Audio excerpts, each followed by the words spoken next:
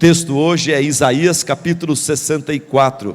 Isaías capítulo 64. Abra sua Bíblia no livro do profeta Isaías. Se você abrir a Bíblia bem ao meio dela, você vai encontrar o livro de Salmos. Daí você vai para frente e você vai encontrar alguns livros, e o livro de Isaías é um livro bem grande. O capítulo é o 64. Isaías 64. Nós temos falado sobre avivamento espiritual.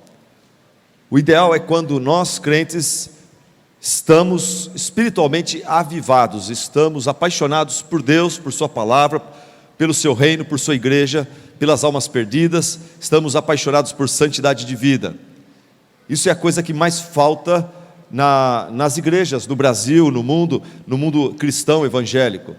Crentes avivados, crentes entusiasmados com Deus, e não crentes mornos, não crentes frios, não crentes relaxados, crentes que não têm alegria no Senhor.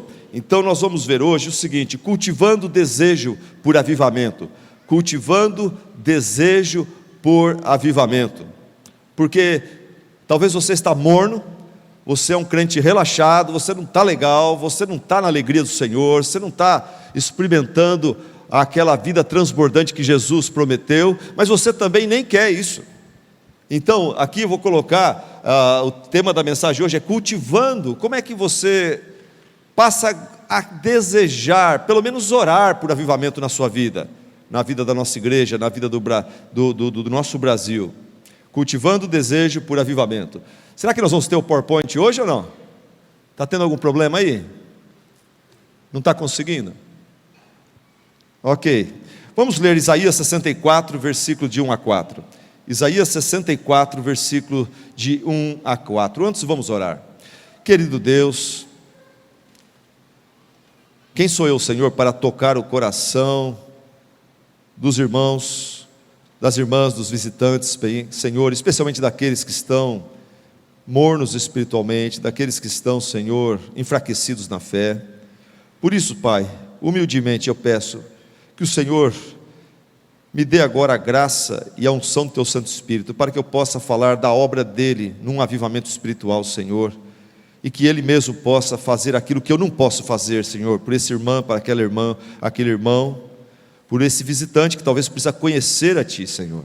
Então, em nome de Jesus, eu clamo por Tua unção, assim eu oro, amém. Cultivando o desejo por avivamento, Isaías 64, versículo 1, o profeta Isaías, há muito tempo atrás, há 700 anos antes de Cristo, ele fala assim: se rompesses os céus e descesses. Ele está falando com Deus. Senhor, se rompesses os céus e descesses até nós, os montes tremeriam diante de Ti, como quando o fogo acende os gravetos e faz a água ferver. Desce, Senhor, desce, para que os Teus inimigos conheçam o Teu nome, e as nações tremam diante de Ti. Pois quando fizeste coisas tremendas lá no passado, coisas que não esperávamos, desceste, e os montes tremeram diante de Ti. Desde os tempos antigos ninguém ouviu, nenhum ouvido percebeu, e olho nenhum viu outro Deus além de Ti, que trabalha para aqueles que nele esperam. Até aí. Se rompesses os céus e desceste, e pudéssemos ter mais da Tua presença, Deus. Essa é a oração, esse é o clamor do profeta aqui. Nós encontramos aqui Isaías desejando, clamando e orando por avivamento espiritual, por mais de Deus na sua vida. Se rompesses os céus e descesses. Por que Isaías desejava? Por que Isaías ansiava e clamava, orava por avivamento espiritual, por mais de Deus na sua vida? Por que ele fazia isso? Erlo Stegan foi um missionário na África, entre o povo Zulu. Eu acredito que ele está lá até hoje, mas nos anos 60 e 70, Deus enviou um avivamento espiritual verdadeiro entre os Zulus, e esse missionário estava lá, e ele relata sobre esses avivamentos lá. Eu li um pouco sobre isso, e uma coisa que Earl Stegan fala, ele fala uma coisa que eu espero que comece a falar ao seu coração. Earl Stegan falou assim: olha, eu vi o que Deus fez aqui na África, entre os Zulus, e ele falou: eu creio que Deus está mais disposto a dar um avivamento ao seu povo, do que o seu povo está disposto a orar por um avivamento e desejar um avivamento. Por isso que nós estamos vendo Isaías desejando, ansiando e clamando por um avivamento, e nesta noite nós vamos fazer o seguinte: nós vamos considerar a experiência de Isaías e tentar descobrir por que ele ansiava por um avivamento, por que ele orava por um avivamento e eu não oro, e eu não estou interessado nisso. Ele estava interessado nisso, e obviamente conforme eu prego isso, eu estou orando que o Espírito Santo de Deus use a experiência de Isaías para nos ensinar e para nos conduzir a desejar avivamento em nossas vidas também, e a estar orando por isto, Por que Isaías ansiava e clamava por um avivamento espiritual? Estudando o texto, eu enxerguei 3 coisas que são bem óbvias no texto. A primeira delas, que eu acredito que é a resposta para a pergunta. Isaías ansiava por um avivamento, ele clamava por um avivamento, porque ele conhecia um pouco da glória de Deus. Primeira resposta à pergunta: por que Isaías ansiava, clamava por um avivamento? Porque ele conhecia um pouco, apenas um pouco, da glória de Deus, mas isso era suficiente para levá-lo a desejar mais de Deus. Alguns de nós não estamos muito interessados em mais da presença de Deus, porque nós conhecemos nada da glória de Deus, ou nos esquecemos da glória dele. As coisas do mundo acabaram nos atraindo, acabaram nos distraindo de algo muito melhor do que as bênçãos desse mundo criado por Deus, que é o próprio Deus. Isaías conhecia um pouco da glória de Deus, por isso que ele fala: ah, se rompesses os céus e descesses. Isaías não sofria de amnésia espiritual. Quando ele fala desse jeito, e depois as coisas que ele cita no versículo 2, 3 e 4, revelam que Isaías estava se lembrando do passado, quando Deus de forma poderosa, especial, visitou o seu povo, o povo de Israel, e como foi maravilhoso. Isaías parece que está se lembrando de quando o povo de Israel foi tirado do Egito através da mão forte do Senhor, e como quando lá naquele início de jornada, Deus levando o seu povo para a terra prometida, o povo todo estava ali nos pés do monte Sinai. E Isaías está lembrando disso. Ele está lembrando quando ali aos pés do monte Sinai o povo viu um pouquinho da glória de Deus, um pouquinho do poder de Deus, e eles tremeram. Ali Deus revelou um pouquinho da sua grandeza, um pouquinho da sua glória, da sua força, poder, autoridade, domínio e soberania, e o povo tremeu de medo. O que acontece ali em Êxodo 19? Você vê que Deus, ele está para entregar a lei, e ele fala para Moisés: fala para o povo santificar as suas vidas. Todo mundo hoje, antes de dormir, confessa seus pecados, se prepara que amanhã eu vou operar uma grande coisa aqui. E o povo, acredito que faz, todo mundo não é bobo, eles confessam seus pecados antes de dormir, se santificam, e todo mundo vai dormir. Quando amanhece o dia, eles escutam trovões, raios, relâmpagos lá fora, e eles estão em barracas, lembrem-se disso. E aqueles trovões, relâmpagos e raios, não tem chuva não, mas tem relâmpagos, trovões e raios. Eles estão ao pé do monte Sinai. O que acontece quando eles saem das tendas? Talvez arrumando o cabelo, arrumando a roupa, eles vão saindo das suas tendas. Tem uma densa nuvem cobrindo todo o monte. Uma densa nuvem cobre todo o monte. E o monte sumiu, está escondido atrás dessa nuvem. E daí ressoa uma trombeta com um som bem forte. Imaginação, um som de trombeta que todo mundo, milhares e milhares de pessoas aos pés do monte Sinai escutam aquele som de trombeta. E daí o que acontece? A Bíblia fala que o monte começa a tremer violentamente, e do monte começa a sair fumaça, ele começa a fumegar também. E depois fala que o som da trombeta aumenta, fica mais forte, um som de alerta, e diz que todos ao pé do monte tremeram de medo. Ali não tinha homem forte, ali não tinha homem arrogante, ali não tinha homem macho, homem que gosta de zombar de Deus. Ali todo mundo tremeu, crianças tremeram, mulheres tremeram, homens tremeram. Irmãos, eu tive essa experiência um dia de acordar de madrugada em San Diego, aos pés de uma montanha, numa casinha de madeira onde eu estava morando, e a casinha estava tremendo e fazendo barulho, e eu acordei assustado, a família acordou assustada. Tinha uma americana morando com a gente, e ela logo instruiu a gente ao que fazer, o que não fazer, mas eu tentava falar e eu não conseguia falar. Quando o chão treme, a casa treme, e você sente aquilo voltando outra vez, você tem uma sensação apocalíptica, você tem uma sensação que a morte chegou, e tudo vai acabar agora. A sensação é que a terra vai abrir e vai engolir você, e ninguém conseguiu mais dormir naquela noite. Quando a voz voltou, a gente orou a Deus, orou, e não sabia se ia para fora, se ficava dentro. E o que vamos fazer? Não tem o que fazer, não dá para chamar para a polícia e falar: para esse terremoto, vem aqui prender esse terremoto, não tem o que fazer. E aqui, por isso quando eu leio isso aqui, eu sinto o drama desse povo. E escuta a afirmativa que eu vou fazer: quando Deus revela um pouquinho da sua glória, quando Deus revela um pouquinho só da sua glória, cai por terra toda a prepotência, orgulho, vaidade, arrogância do escarnecedor, do crente relaxado, do crente frio, do ser humano em geral.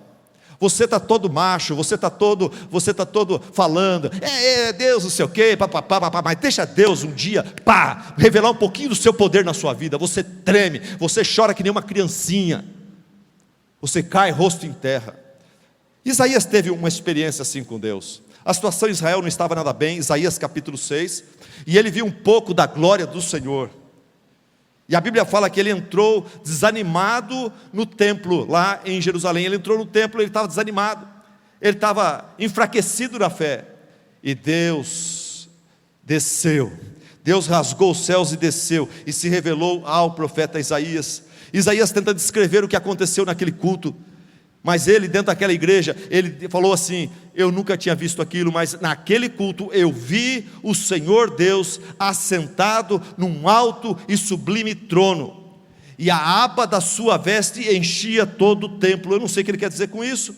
Depois ele falou: acima do trono de Deus havia serafins que cobriam o rosto e cobriam os pés, e com duas asas voavam, e com a boca eles cantavam e proclamavam: Santo, Santo, Santo é o Senhor dos exércitos, toda a terra está cheia da sua glória. E ao som das suas vozes, os batentes da porta tremiam, as paredes tremiam, o som tremia.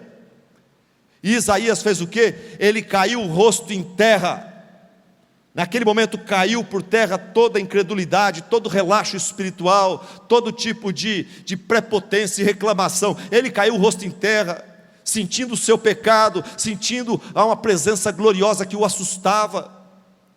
E ele disse: ai de mim, que vou morrer diante dessa glória magnífica, grandiosa, gloriosa, poderosa. Eu vou morrer, porque eu sei o meu pecado, eu sei que eu sou um homem de lábios impuros, eu habito junto com gente que tem também conversa torpe e tola, que não agrada a Deus. E quando Isaías está falando, eu sou um homem de lábios impuros, ele está confessando seu pecado interior, porque a boca fala do que está cheio o coração. Você reclama, você murmura, você não glorifica a Deus, você fala muito de você, porque está revelando o que está lá dentro de você. Dentro de você só tem coisa ruim. É por isso que o que sai pela tua boca, a piada suja, a coisa ruim, ou a crítica, e a reclamação, e aquela palavra que não é de edificação, não é de louvor, não é de gratidão a Deus, isso tudo revela que tem uma podridão dentro de você. E Isaías foi sincero, ele falou: eu tenho uma podridão dentro de mim, e eu vou morrer. Eu não posso, eu não vou aguentar subsistir diante de um Deus tão puro, santo, maravilhoso e grandioso como esse. Acabou, é o fim para mim. Eu não estou preparado para ter intimidade com esse Deus. E daí a Bíblia fala que, lá em João 12:41, fala que esse Senhor dos exércitos que Isaías viu. Em Isaías capítulo 6, no Velho Testamento, João 12:41 fala que Isaías viu o próprio Jesus Cristo ali. Era Jesus Cristo se revelando no Antigo Testamento, uma teofania. Jesus Cristo se revelando no Velho Testamento. Não é teofania, porque era o próprio Jesus Cristo sentado no trono. E ele se revelou, ele não como um filho de carpinteiro, mas ele se revelou de forma gloriosa, como ele o é hoje no céu. E eu volto a dizer para você, quando Deus revela um pouco da sua glória, cai por terra toda arrogância, toda valentia e irreverência do ser humano. Fala comigo essa frase, eu quero que você pelo menos vai gravando isso vai sendo um alerta para você baixar mais a bola. Vamos lá. Quando Deus revela um pouco de irreverência humana. Isso me faz lembrar um artigo que eu li sobre o lançamento de Apolo 9, Apolo 10. A pessoa que teve o privilégio de assistir o lançamento deste foguete, ele falou assim: nós estávamos a alguns quilômetros de distância da torre de lançamento. Estava todo mundo nesse restaurante, tinha uma grande janelona, do restaurante as pessoas comendo, e da janela a gente via aquele prédio de 13 andares de pé lá, aquilo lá ia subir para o céu, o prédio ia subir, e a gente estava lá para ver o lançamento. Mas antes do lançamento, naquele lugar tinha comida, e tinha jovens, tinha casais novos, casais velhos, todo mundo pagou para estar naquele restaurante, comer ali e assistir o show. E essa pessoa falou que uma coisa que foi engraçada, ele falou, foi que antes do lançamento, durante a comida, havia gaiatice. Todo mundo estava se comportando assim, de forma irreverente, piada, brincadeira, zoeira, gozação. Havia um ambiente de gaiatice no ambiente. Mas daqui a pouco avisaram, olha, o lançamento vai começar a contagem regressiva. Todo mundo veio para a janela e ficava tentando assistir. Alguns subiam na cadeira para ver pela janela o lançamento. E a hora que deu 5, 4, 3, 2, 1, 0 e começou aquela fumaça sair, e parece que a fumaça se aproximava do restaurante, e aquele prédio de 13 andares começou a tremer, e eles aqui ficaram vendo aquilo, e o som que começou a chegar cada vez mais forte, e tremia todo o ambiente, e daqui a pouco aquele prédio de 13 andares começa a subir, e um rabo de fogo muito forte vai deixando para trás, e aquilo assusta, o som é estremecedor, o som é assustador, as crianças agarram no papai e na mamãe, o papai agarra na mamãe porque ele está assustado também, e diz que a hora que o negócio finalmente toma uma distância que ninguém consegue ver mais, diz que naquele lugar havia um silêncio, e todo mundo devagar foi voltando para o seu lugar, com educação, com reverência, um ajudando o outro, adultos ajudando as senhoras, as crianças, e todo mundo parece que estava diante de uma sensação, estivemos na presença de algo glorioso, agora não é hora mais para gaiatice, não é hora mais para zoeira. Gente, eu fico pensando, se diante do decolar de um foguete feito por mãos humanas, o ser humano já fica meio que pasmo e meio assustado, você imagina quando comparecermos diante da gloriosa presença de Deus. Por isso que Isaías fala, se descesses do céu, se descesses do céu, e se aproximasses de nós com poder. E a Bíblia fala que um dia todo joelho se dobrará e toda língua confessará que Jesus Cristo é o Senhor, para a glória de Deus Pai. Todo joelho, você escutou? Um dia toda boca confessará, todo joelho se dobrará e toda boca confessará, toda língua confessará, todo joelho. O joelho do ateu, o joelho do agnóstico, o joelho do cristão relaxado, o joelho do arrogante, o joelho do pobre, do rico, do preto, do branco, todo joelho se dobrará e confessará. A hora que eles virem, como Isaías viu, o trono de Cristo, os serafins em volta, a glória, a beleza, vão se dobrar e falar, eu não acreditei nele, eu não seguia ele, eu me revoltei contra ele, eu zombei dele, mas ele é Senhor, para a glória de Deus Pai, ele é o Rei do Universo, é a ele que eu deveria ter me submetido. Muita gente naquele dia vai se arrepender amargamente. Mas Isaías, ele fala: ah, se rompesses os céus e descesses, não como você vai descer, Senhor Jesus, um dia em julgamento, mas eu gostaria que você descesse agora em graça e favor, para que as nações que são inimigos teus, eles pudessem ver a tua glória e se converter a ti. Quando Isaías ora por avivamento, ele está orando para que os povos que não conhecem a Cristo venham a conhecer a Cristo e se converter dos seus maus caminhos e não se tornar objetos da sua ira. E ele ora também para que o povo de Deus deixe o relaxo espiritual. E lembre-se, quem é o nosso Deus? Jesus não é mais um, Jesus não é uma pessoa importante, Ele é a pessoa mais importante do universo, Ele é a pessoa mais importante na sua vida. Ah, se rompesses os céus e se revelasses um pouco a nós, do seu poder, se o Senhor visitasse a gente, a situação mudaria. Eu conheço um pouco do seu poder, eu conheço um pouco da sua glória, por isso eu estou orando, não por mais disso, não por mais daquilo, eu estou orando por mais da sua presença no meu ministério, na minha igreja, na minha família, na minha vida. Segundo ponto, por que Isaías clamava e orava por avivamento? Primeiro, porque ele conhecia um pouco da glória de Deus. Ele sabe que no avivamento Deus desce. No avivamento o Espírito Santo age com mais liberdade e poder entre nós. E é maravilhoso quando o Espírito Santo assume o controle e quando ele transforma vidas. Vale a pena orar, vale a pena clamar por isso. E lembra do Erlo Stegan, ele falou: Deus está mais interessado em responder esse tipo de oração do que nós estamos interessados em clamar por isso. Isaías orava por isso. Está na hora de nós orarmos por isso. Mas qual outro segredo que levou Isaías a desejar mais de Deus? O segundo ponto dessa mensagem é: Isaías clamava por mais da presença de Deus porque ele percebia a miséria espiritual ao seu redor. Isaías percebia a miséria espiritual ao seu redor. Isaías sabia duas coisas: ele sabia que o povo estava sofrendo por causa do seu próprio pecado e afastamento de Deus, e ele sabia que o povo ia sofrer mais ainda se não se voltasse para Deus. Isaías sabia que todo esse sofrimento era por causa dos pecados e da frieza espiritual. Quando um marido, uma esposa se esfriam no casamento, eles começam a sofrer, porque o casamento vai perdendo a graça. E eles começam a sofrer. E daí, quem que mais sofre? Os filhos sofrem.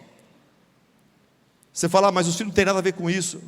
Mas meu irmão, amigo, Deus nos criou seres sociais. Deus nos criou desse jeito. Por isso que você não pode falar: a minha vida é minha vida, não interessa o que, eu faço o que eu quero. Não tem esse eu faço o que eu quero. Nós vivemos em sociedade, você não pode fazer o que você quer. Você tem que fazer o que Deus manda, o que é bom não só para você, mas para todo mundo. Você fala: meu pecado ninguém tem nada a ver, é minha vida. Não, tem sim. O teu pecado afeta sua esposa, seu marido, seus filhos, afeta os amigos dele, afeta a igreja, afeta a sociedade, afeta a glória de Deus. Você não é uma ilha, você não é uma pessoa autônoma que faz o que quer da sua cabeça, do seu casamento. Você tem que pensar muito bem antes. Isaías sabia que o povo estava sofrendo por causa do pecado, e ia sofrer mais ainda,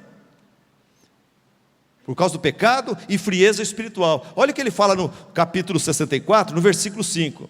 Ele fala: Deus, vens ajudar aqueles que praticam a justiça com alegria, que se lembram de ti e dos teus caminhos.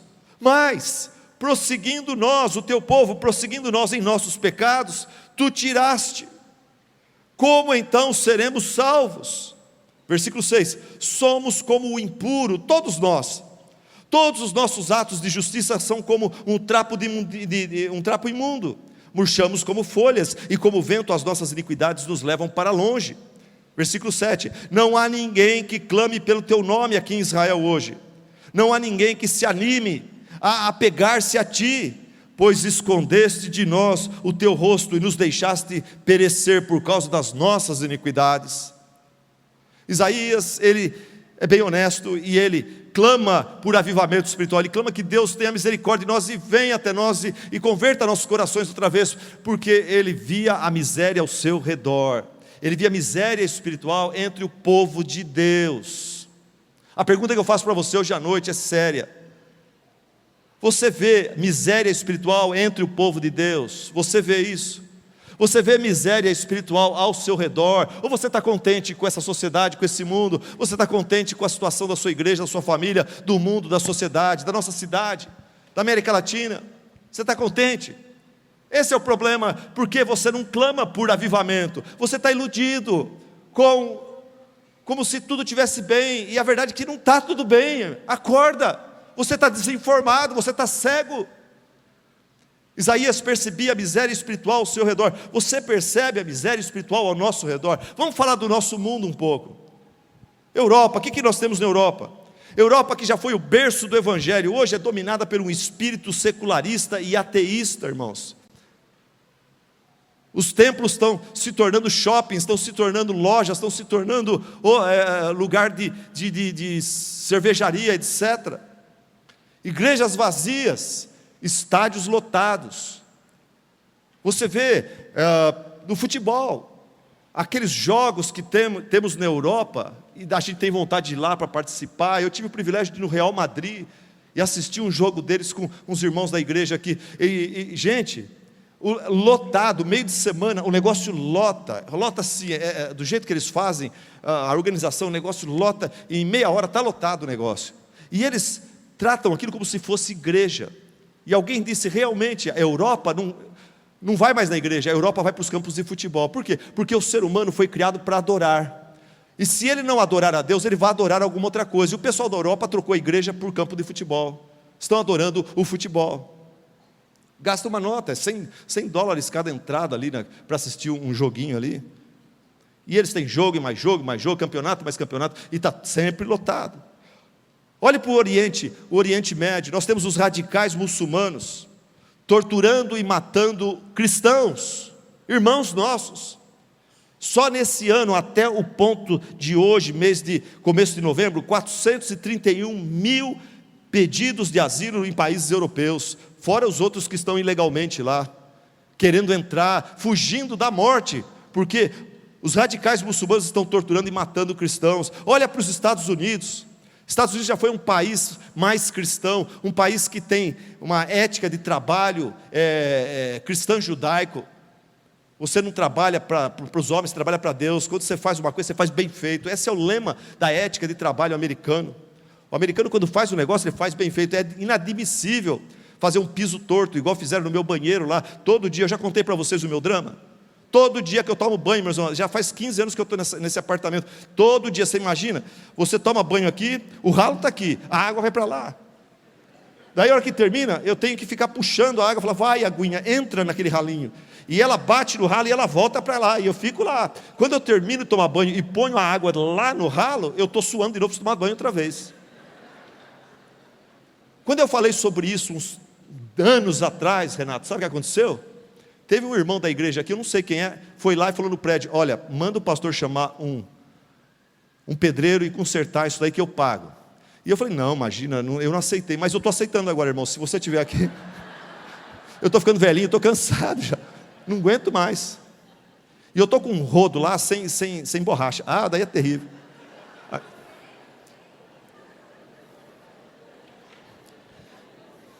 Talvez eu vou comprar o rodo, né?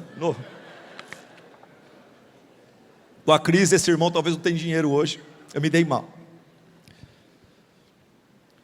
Nosso mundo, vamos falar da igreja evangélica no mundo, em geral. Você já viu a miséria dentro da igreja evangélica no mundo em geral? A igreja evangélica, em geral, no mundo está enfraquecida pela influência acadêmica do pluralismo e do relativismo. O que nós temos se infiltrando nos seminários, inclusive no seminário batista nosso, é teologia liberal. Professores que fazem doutorado, mestrado, não sei aonde, e eles voltam com ideias de negar a autoridade da Bíblia, a inerrância da Bíblia, a suficiência da Bíblia. Professores que falam mais sobre psicologia para os alunos que vão ser pastores do que da própria Bíblia. Nós temos dentro dos seminários, depois sai de lá pastores atacando, especialmente os 3 primeiros capítulos do livro de Gênesis. Ken Ham é um pastor, teólogo e criacionista. Ele fala como lidar com a questão do pecado, redenção e casamento quando isso está sendo destruído no mundo evangélico pelos teólogos liberais. Vamos falar do nosso Brasil? Do nosso Brasil, você já viu a desgraça aqui no nosso Brasil? Brasil, terra da novela imoral. Desculpa você que assiste, olha, eu dei umas olhadas essa semana antes de falar isso aqui, não tem condição. É que você talvez já está acostumado. Você já está acostumado. A gente começa a mexer com enxada, a gente acostuma, que a bolha depois cria calo. Você talvez está calejado na consciência. Mas é uma dose de erotismo. Quem fica assistindo novela é tentado nessa área. Você está alimentando o seu homem carnal, você está alimentando a imoralidade dentro de você. Você vai acabar aprontando, você vai acabar escapando do casamento. Você vai acabar adulterando. Começa a assistir demais, aquela dose de erotismo. A gente já somos, né, já temos nossa libido, já temos que lidar com ela. Se você fica alimentando isso, vendo esse tipo de programação, você acaba pensando besteira e fazendo besteira. Brasil, terra da novela imoral, terra das músicas depravadas. Brasil, terra dos programas de humor malicioso. Pânico, CQC, só palavrão, só coisa que desagrada a Deus, coisas pelas quais Cristo morreu na cruz, e está o povo de Deus lá assistindo, achando graça, achando bonito. Brasil, terra do carnaval e das festas que são verdadeiras orgias. Alguém que trabalha aqui na polícia falou para mim essa semana, quinta-feira fomos numa chácara, tinha um monte de filhos de pais aqui, pessoas respeitadas da cidade, os filhos estavam lá mexendo com droga, mexendo com porcaria, com orgia, naquela chácara. Os pais mandam os filhos para uma chácara, acham que eles vão ficar comendo pipoca, assistindo vídeo e conversando.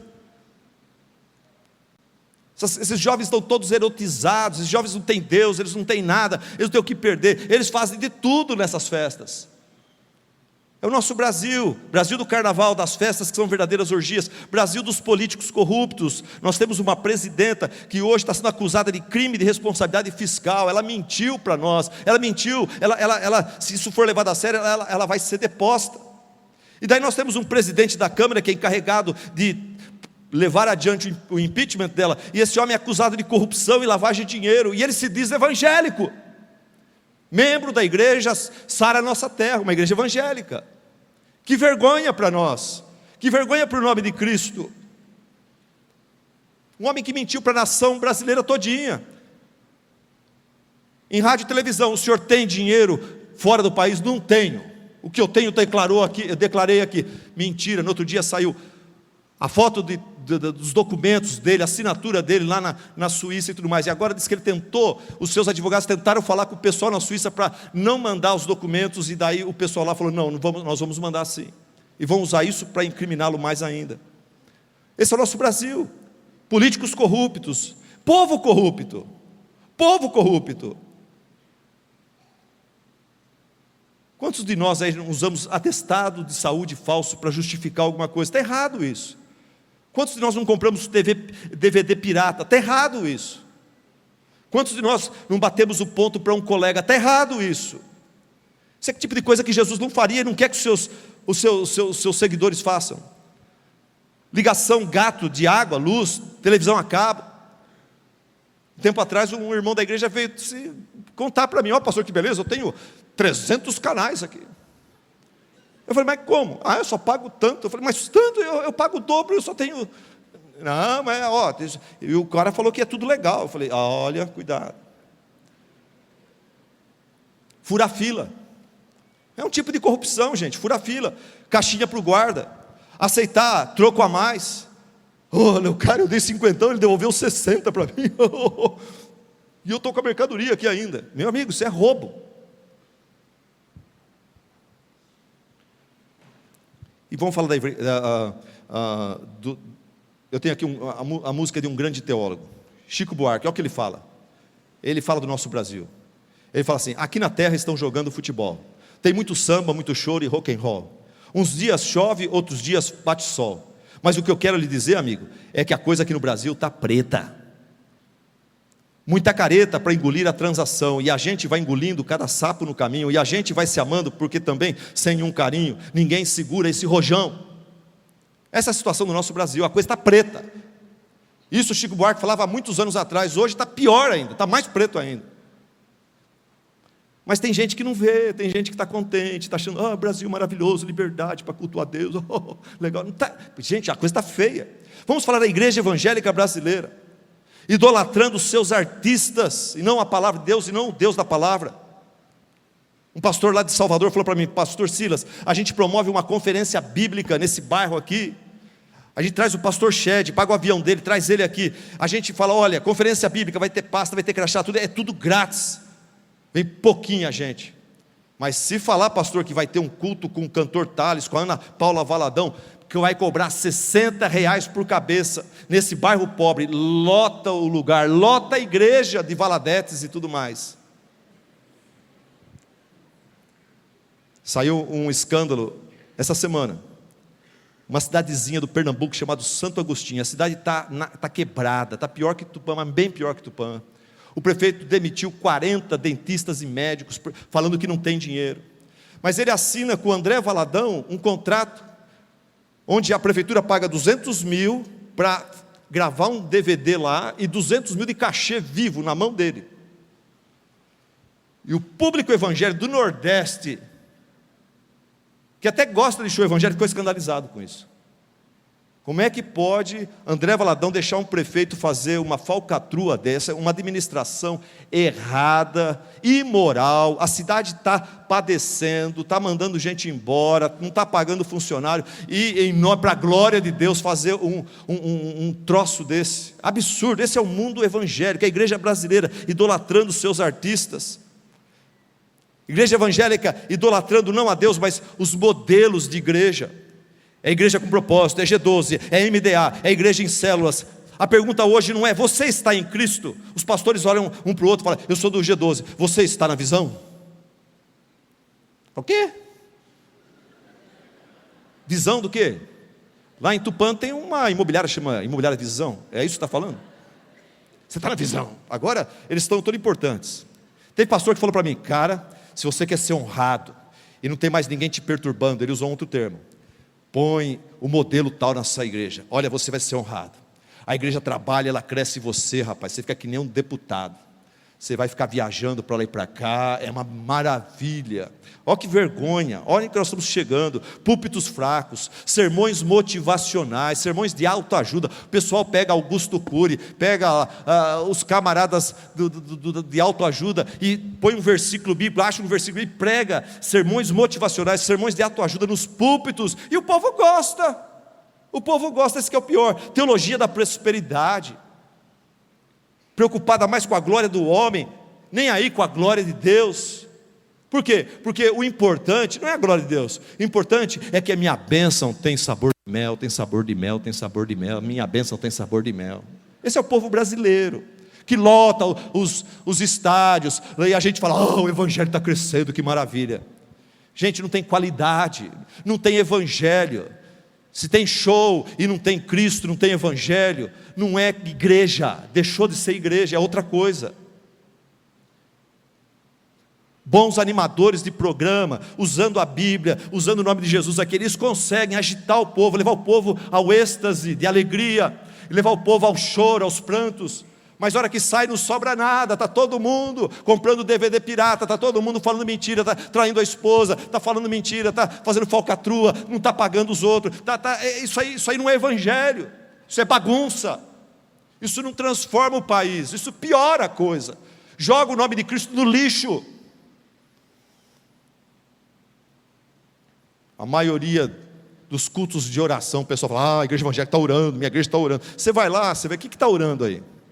A oração que eles estão fazendo é a oração do filho pródigo. Pai, dá a minha parte que me cabe, que eu quero curtir essa vida. Pai, eu não estou interessado em você, eu não quero mais de você, eu não quero santidade de vida, eu quero que o Senhor me dê bênção, eu quero curtir a vida, eu quero ser um crente próspero. Você percebe a depravação, a bagunça, a decadência ao seu redor? Você percebe isso? Isaías percebia isso. Por isso que ele clamava por avivamento espiritual. Você não ora porque talvez você está achando que está tudo bem, não está tudo bem. Você se entristece com a decadência moral, ética da nossa sociedade, ou você está se acomodando e falando, não, é normal, gente, o Brasil sempre foi assim, a gente tem que ir levando, tal. É assim que você está, é nessa pegada que você está? Você se entristece com a decadência espiritual da igreja de Cristo? Uma igreja que, se você perguntar para a maioria dos membros, o que é o Evangelho? Eles não sabem responder. Quem é Jesus para você? A resposta é fraca, muito fraca. Peça a Deus que Ele abra seus olhos.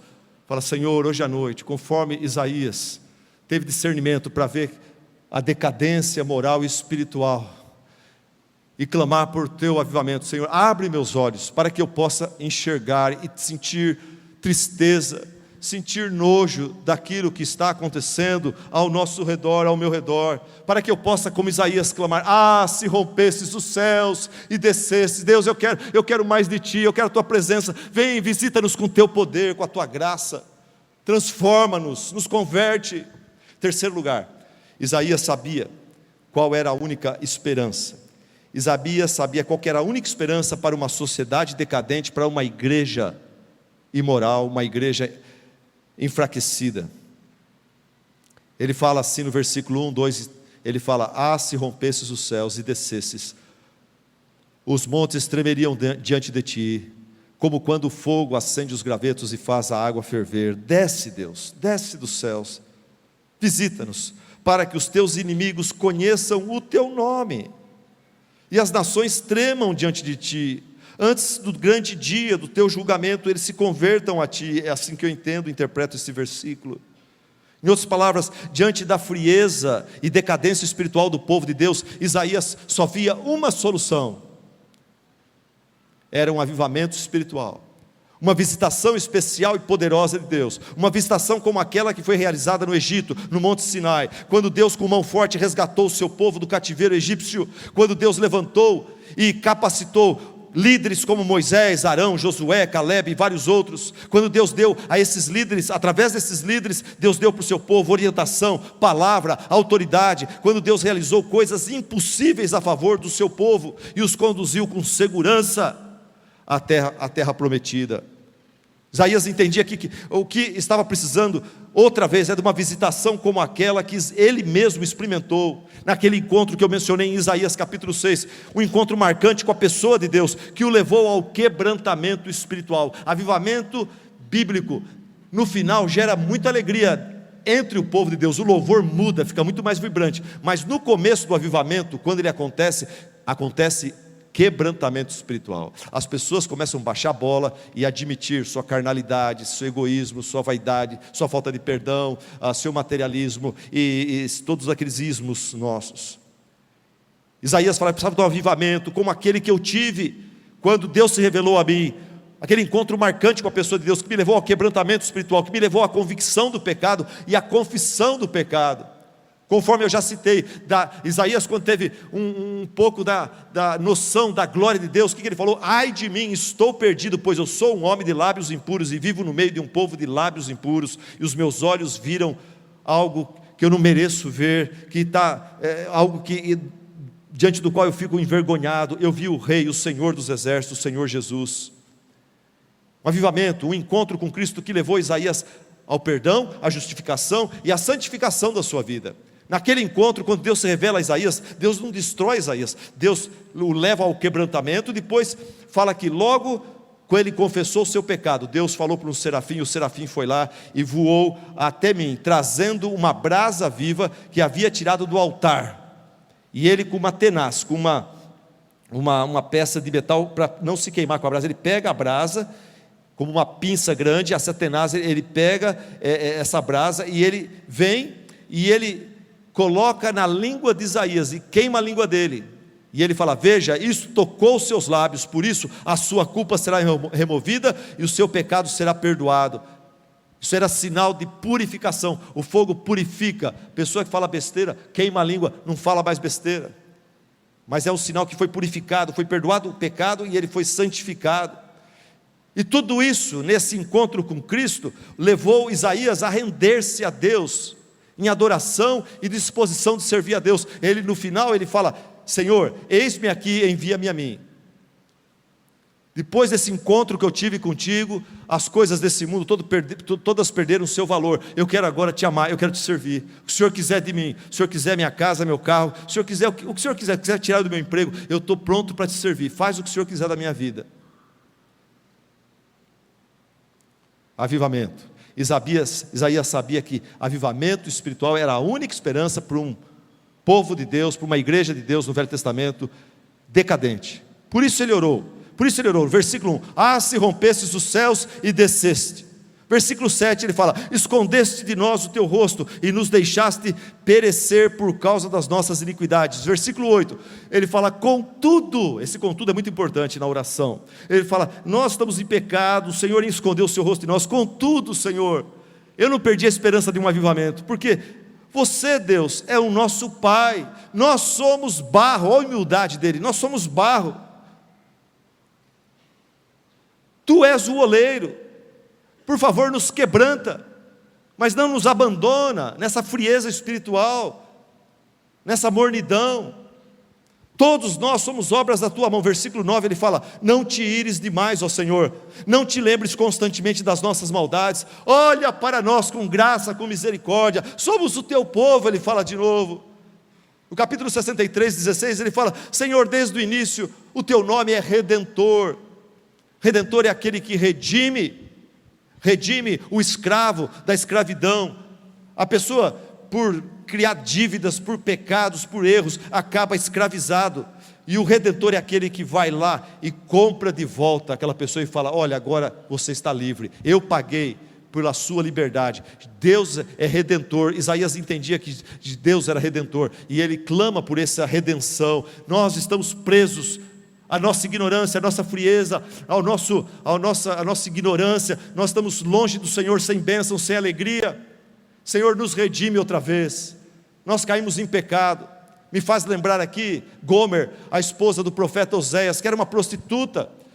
Deus falou para ele, vai lá e casa aquela mulher, e limpa o nome dela, e dá para ela uma família. E o Oséias, ele obedecendo a Deus, ele foi lá e casou com Gomer, com aquela prostituta, tirou ela do prostíbulo, trouxe para casa, casou-se com ela, e ela depois de um tempo, toda honrada, toda abençoada, ela voltou para os seus homens, e Deus falou, vai lá de novo, e ele foi, e resgatou ela, trouxe de volta, e o povo de Israel ficou fofocando e fuxicando. Você viu o que aconteceu com o profeta? Ele casou com uma prostituta, tudo bem na primeira vez, mas na segunda vez ela voltou, e ele, o tonto, foi lá outra vez. Vocês viram isso daí? Rapaz, e ele está tratando ela como se fosse uma mulher pura, santa, e todo mundo fofocando um domingo de manhã. Oséias falou, vocês viram o meu casamento? Vocês viram o que aconteceu comigo, com Gomer? Deus mandou dizer para vocês que vocês são Gomer. Vocês eram pecadores, miseráveis, e Deus veio e tirou vocês da zona da prostituição, e Ele os perdoou, Ele os santificou, os purificou e tomou para si como sua esposa. E tudo foi bem por um tempo, mas vocês devagar foram voltando para a velha vida. Vocês começaram a assistir televisão, ver besteira, começaram a parar de evangelizar e ficar conversando com as pessoas da cidade que não conhecem a Cristo e que tem um estilo de vida de ateus, na verdade, e vocês começaram de repente a andar nos caminhos daqueles homens de novo, e vocês se afastaram de mim, mas Deus não abandonou vocês, Ele vem atrás outra vez, e Ele está disposto a trazer vocês outra vez, redimir vocês outra vez do mercado da prostituição. E aqui Isaías, ele fala, a única esperança para o povo de Israel é um avivamento espiritual, é a gente clamar para Deus ter misericórdia de nós, para Deus ter graça, para Deus trazer restauração, quebrantamento sobrenatural. Nós somos o vaso, você é o oleiro, nos quebranta, Senhor, se necessário, leva a gente a chorar, e umedece esse barro, e faz de novo aquilo que o pecado quebrou. Essa era a oração, essa era a certeza de Isaías. Só um avivamento pode resolver o problema do nosso mundo, do nosso país, do mundo evangélico, da nossa igreja, da sua vida. E eu queria perguntar para você, líder dessa igreja, eu queria perguntar para vocês, igreja, vocês já entenderam que o que a nossa igreja mais precisa, não vamos pensar nas outras, as outras não cabe a nós, não é nossa responsabilidade. Cada igreja na região faz o que quiser, nós temos que cuidar de nós aqui. Vocês entendem que o que nós mais precisamos como igreja não é de mais dinheiro, não é de mais prédio, não é de mais equipamentos, não é de mais eventos, não é de mais barulho, não é de mais propaganda, não é de mais modelos de igreja diferentes, não é de mais estratégias, programas, não é de mais pastores engraçados, bonitos, carismáticos, não é de mais cultos místicos, mais isso, mais aquilo. Não adianta mudar a formatação, não adianta mudar a maquiagem da noiva, o que tem que mudar é o coração da noiva. Eu, você, a igreja, nós precisamos de estar clamando por avivamento espiritual, mais de Deus na nossa vida, mais do Senhor na nossa vida, uma visitação sobrenatural, que Deus venha renovar em nós o nosso primeiro amor. Alguns de nós já fomos apaixonados por Cristo, por sua palavra, pela pregação, pela igreja, mas devagar a gente foi se afastando, a gente foi como aquele casal, que devagar vai se esfriando, e nós temos se esfriados com Deus. E o que nós precisamos agora é: Senhor, visita-nos outra vez, traz um quebrantamento. Tem coisas na minha vida que não estão legais, precisam ser mudadas. Precisamos de mais convicção do pecado, confissão do pecado, precisamos de mais amor pela pregação da palavra do Senhor. Eu gostei de um dizer que eu coloquei na internet, e muita gente clicou lá e compartilhou. Ontem foi dia da Reforma Protestante, 31 de outubro, e eu coloquei a foto de Martinho Lutero, aquele homem que peitou a Igreja Católica junto com outros, foi expulso da Igreja Católica, mas Deus o usou maravilhosamente, guardou a sua vida, e ele teve um ministério maravilhoso que começou através dele as igrejas protestantes.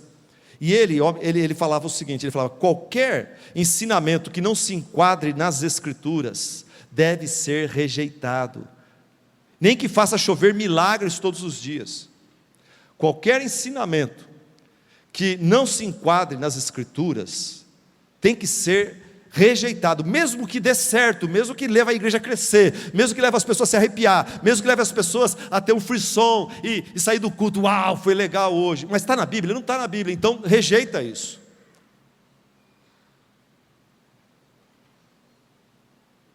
Alguém colocou no meu Face, Mateus 24, 24, Jesus falou: nos últimos dias surgirão falsos cristos e falsos pregadores do Evangelho, e farão grandes sinais e maravilhas. Se você é do tipo: olha, eu não me interesso muito por Bíblia, nem por doutrina, teologia não, isso aí para mim, eu quero ver poder, eu quero ver o povo arrepiando, eu quero ver a igreja crescendo, batizando um monte de gente. Gente, nos últimos dias surgirão falsos profetas, falsos cristos, e se você gosta de poder, você está fadado a ser enganado por esses falsos profetas e falsos cristos. Eles vão, pelo poder do inimigo, eles vão fazer muitos milagres.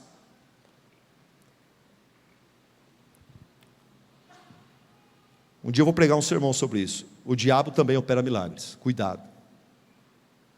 Tessalonicenses fala sobre isso, que se fosse possível enganaria até os eleitos. É que Deus nos protege, mas nós precisamos de um avivamento espiritual. É isso que nós precisamos, que nos traga para mais próximos de Deus, e de Deus a gente receba mais amor pelos irmãos, pelos perdidos,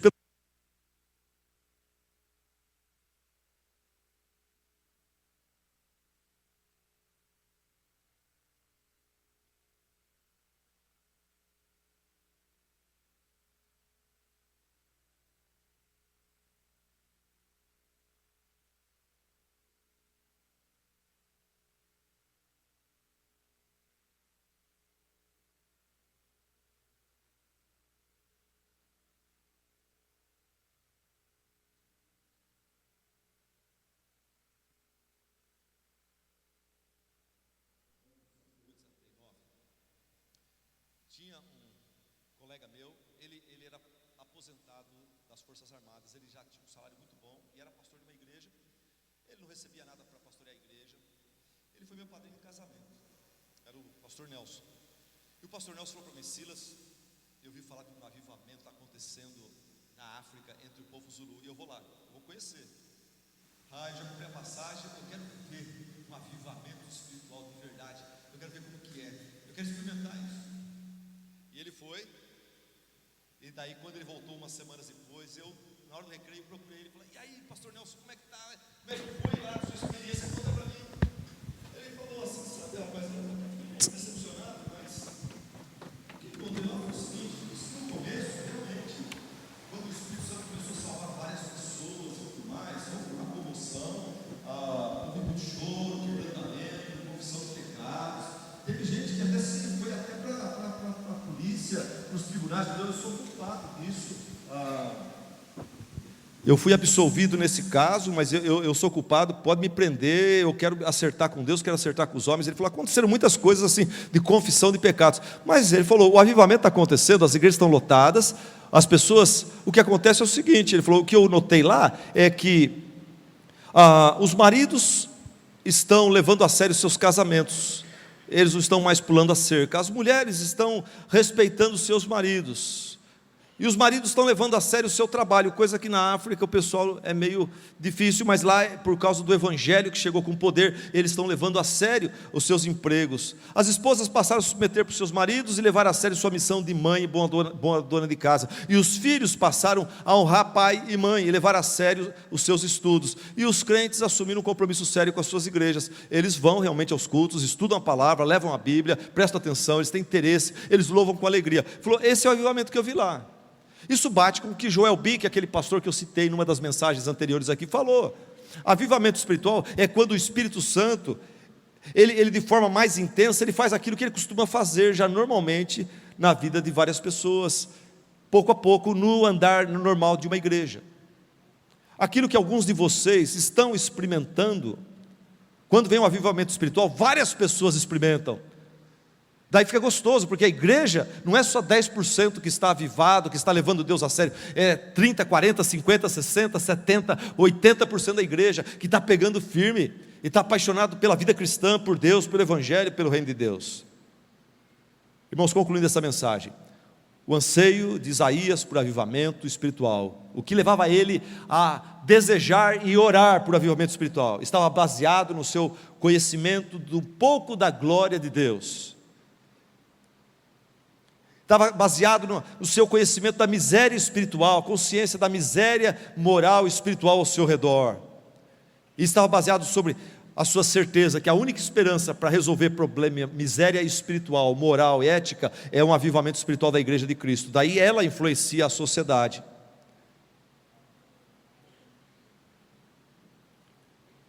E eu quero encerrar citando Apocalipse 3, 15 a 16.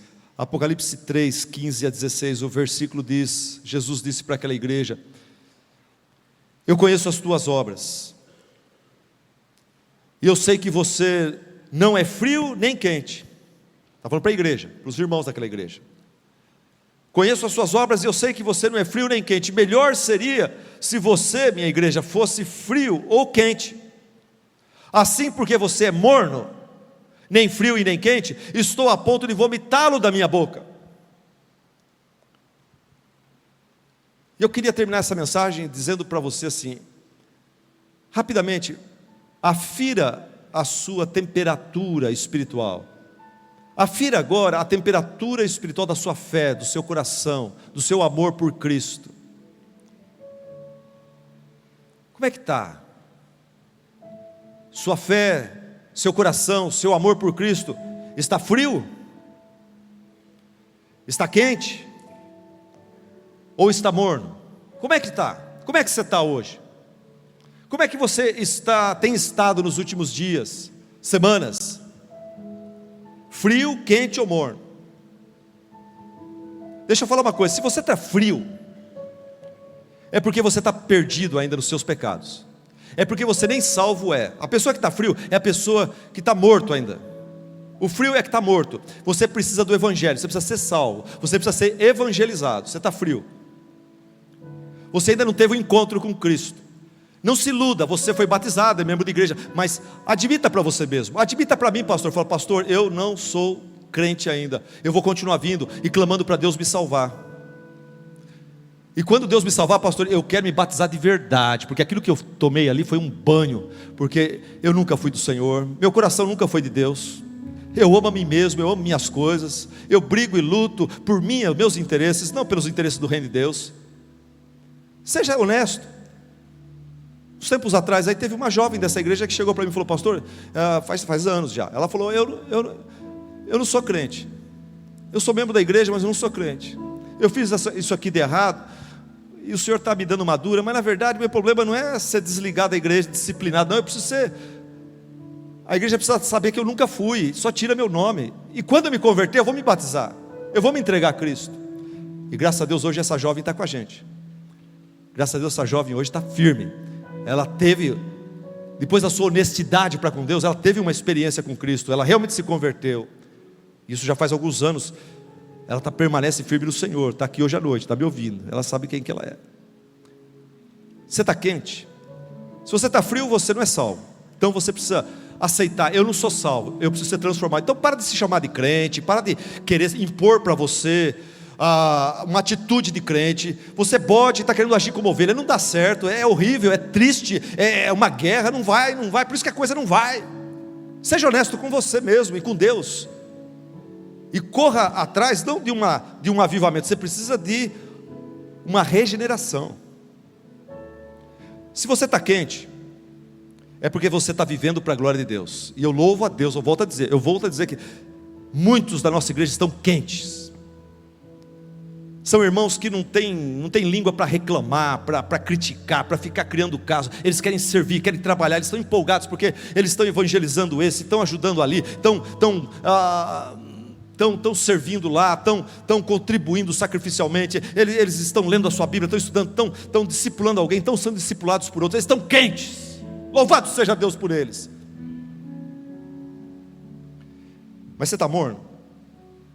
Sua fé está morna, ela não está nem quente nem frio. Então você está precisando de um avivamento espiritual urgente, porque Jesus Cristo fala que Ele está ao ponto de vomitá-lo da sua boca. Você dá azia ao Senhor Jesus. Essa mornidão sua é ridícula, é ruim. Jesus não gosta. Clame como Isaías: Deus, desce do céu, rasga os céus e desce e aquece o meu coração. Envia teu Santo Espírito a me converter, a me vivificar. Senhor, aquela fé que uma vez já foi forte, vibrante, quente, Deus, eu quero ela de volta. Me ajuda, Senhor, tem misericórdia de mim. Eu não tenho como mudar a mim mesmo, eu preciso da tua ajuda, eu preciso, Senhor, da tua intervenção, da ação sobrenatural do Espírito Santo sobre minha vida. Aquilo que o Senhor fez por Isaías, aquilo que o Senhor fez por pessoas aqui nessa igreja, faça por mim. Eu quero voltar ao primeiro amor.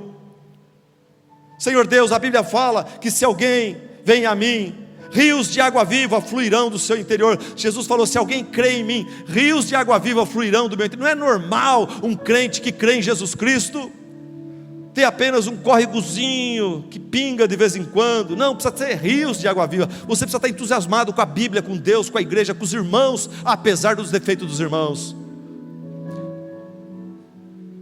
Quando Deus está no seu coração, você tem bastante amor. E quando você tem amor, os defeitos dos irmãos caem por terra. Quando você tem amor, sabe o que incomoda? Não é o defeito dos irmãos, nem a fraqueza dos irmãos. Quando você está cheio de Deus, o que te incomoda são suas fraquezas. Você não tem boca para falar mal do irmão, do pastor. Você fala mal de você. Você sente, você bate no peito e fala: Deus, ser propício a mim, um pecador. Não, quem sou eu para criticar esse e aquele? Eu estou precisando na minha vida. Como é maravilhoso quando uma pessoa está avivada, uma pessoa está cheia do Espírito Santo, quando uma pessoa está cheio de Deus. E eu queria que vocês mudassem a música. Eu amo aquele hino que nós cantamos: Jesus é melhor sim do que ouro e bens. Esse é o cântico do avivado, da pessoa que quer se avivar.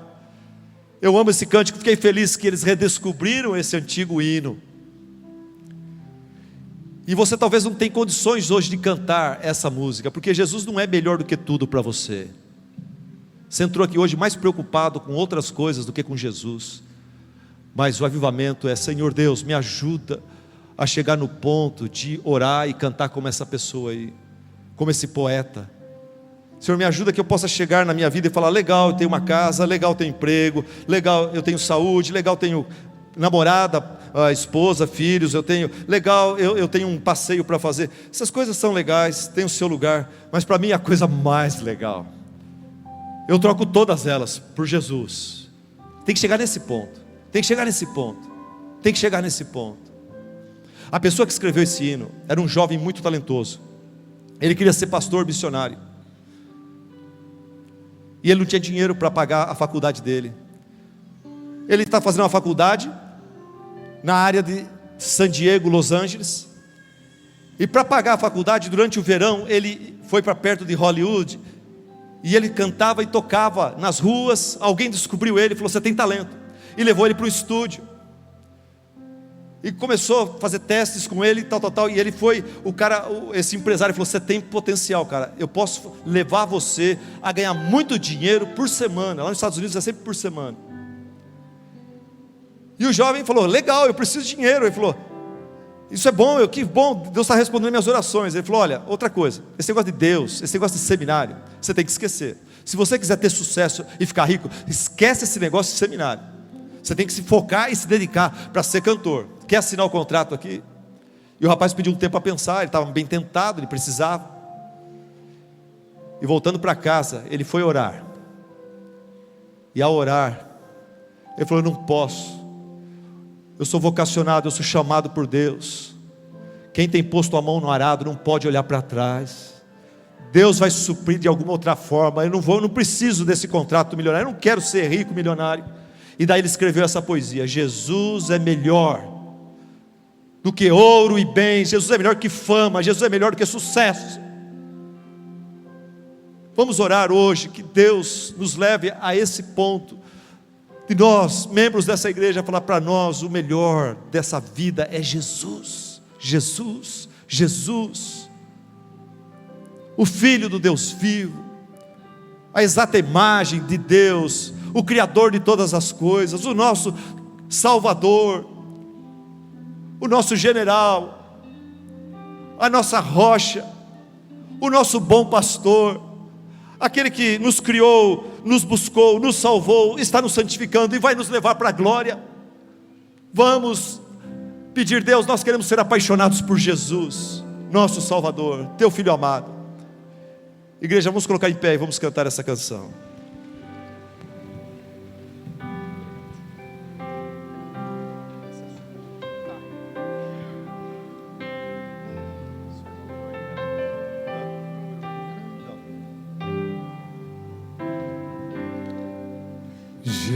Jesus é melhor sim que ouro e bens.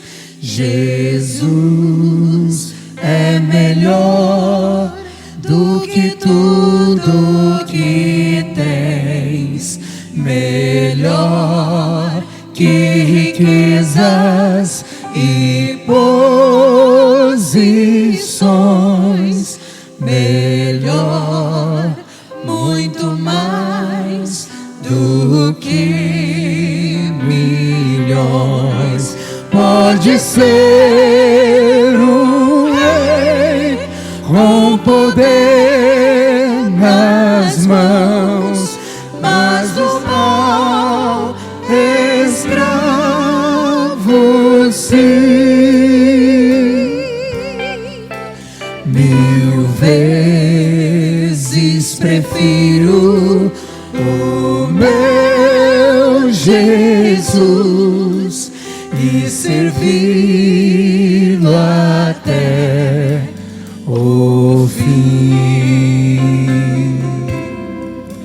Jesus é melhor que qualquer valor, amigo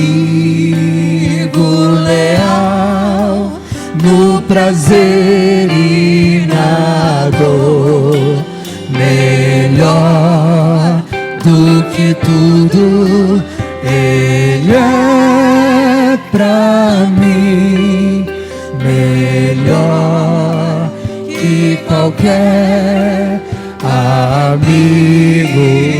Enfim, pode ser um rei com poder nas mãos, mas no mal escravo sim.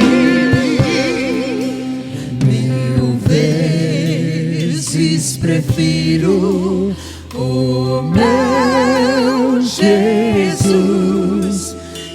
servi-lo até o fim.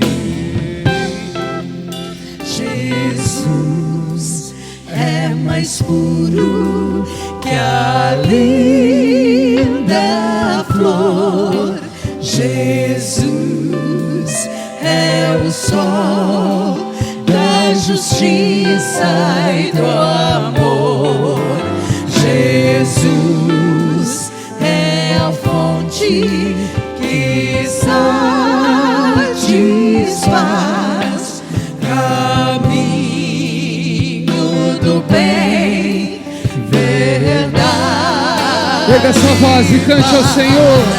Pode ser um rei com poder nas mãos, mas o mal escravo sim. 1000 vezes prefiro o meu Jesus e servi-lo até o fim.